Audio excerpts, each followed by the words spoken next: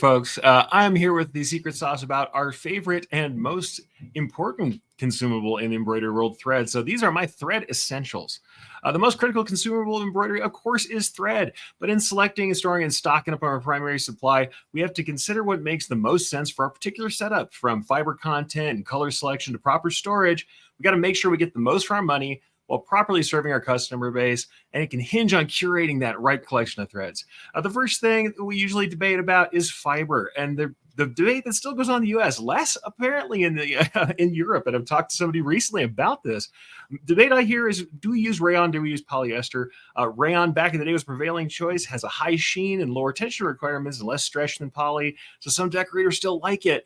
Not so much in the UK and in Europe, but honestly, I'm also a big polyester guy. Why? Polyester is excellent color fastness and resistance to bleach, industrial laundering, and abrasion resistance, catapulted into the top position for people whose primary clientele are workers in food service, medicine, trades, and sport. With modern tri-level polyester threads, the sheen of rayon is pretty closely matched as well. So for most custom decoration shops, I'm going to say polyester is usually the all-around winner. The other thing to think about are thread weights. Thread weights really refers to the thickness of the thread, though it is measured, believe it or not, in weight. When clients demand fine detail and tiny text, we have to get beyond sometimes that standard 40 weight thread that we all know and love and the 7511 needle that tends to be our baseline. So the use of 60 weight thread and 65/9 needles is increasingly common. And now we often need that ability to create those 25% thinner satin columns and lines. Despite the need for the increased density and stitch count it takes for 60 weight thread to achieve coverage. For most embroiderers, a full sock of 60 weight colors may not be really necessary.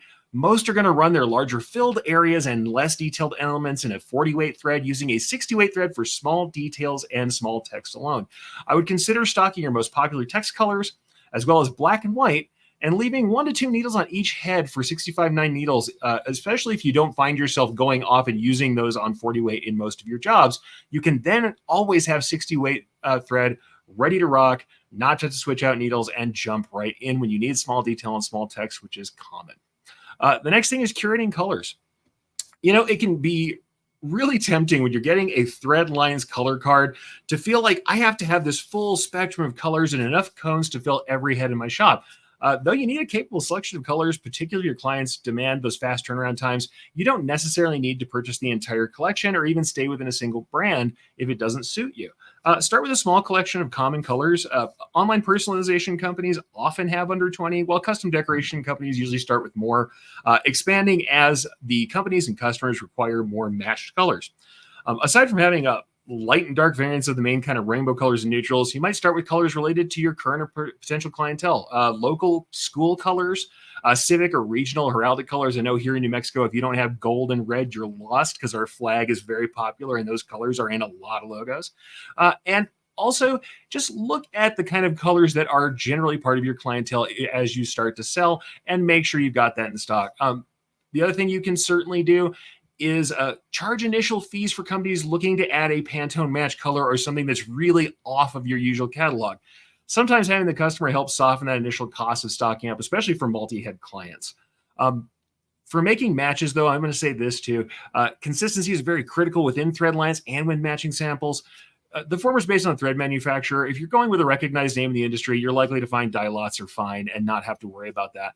Our matching, however, can be a little harder. Consistent broad spectrum lighting can make it easier to make thread matches. And I would say also it's great to have controlled lighting when you can. Otherwise, go out and get natural lighting. Noonday sun lighting is a great place to make that match if you have to. But the best color matches are made with a customer in person when you can. Enlist their judgment whenever possible and have them see it in the thread. We know that with thread that has a nice secular highlight, you can have issues with color shine, making it hard to match things, and photographs don't always do it. So remember, high sheen can have slightly different tones at different angles.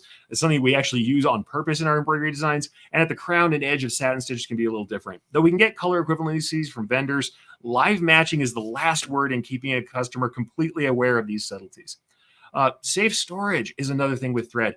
The way I like to store thread, honestly, is a little different than other folks. The thread wall display where we have them all on the pegs behind us looks awesome for our customers.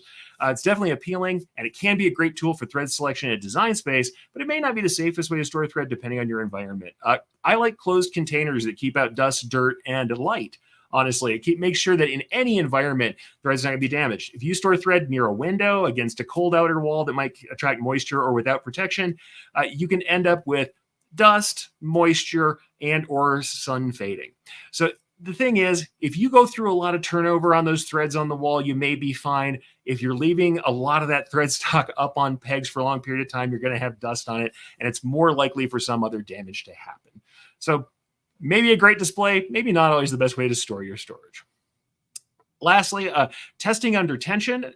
When you're dealing with the need to spend on stock, some people were looking at embroidery forums and buying up threads when somebody leaves the business or when someone decides to get out of it as a hobby. And it can seem like an amazing savings, but sometimes that thread may not be everything it's cracked up to be. Whether you're testing your own older stock of thread or something you're intending to buy, you really want to physically spool out a chunk of that thread, grasp it in both hands, and give it a slight tug. You'll know that tension if you've been threading a machine for any period of time. If it breaks easily or frays extensively at the break, it's probably past its prime. You can find threads that are brittle, especially depending on how they've been stored. Be careful with buying big stocks of old thread from shops that are shutting down. Though there's more to thread than these basics, there's not really a necessary thing to get a full stunning array of specialties from the metallics and matte finish. Though those threads, like the thick and conductive threads and the retroreflectives and all of these cool different finishes, can be something that adds an extra sparkle, a little extra pull to your product. The thing is, knowing these base things that you know now, you can make the best selection possible for yourself if you think about what colors make sense, if you make sure you're storing them right, and if you take care of them well and make sure that customer is seeing them in their best light, you'll have the best chance of making your thread work for you. And that is my secret sauce. Here we go.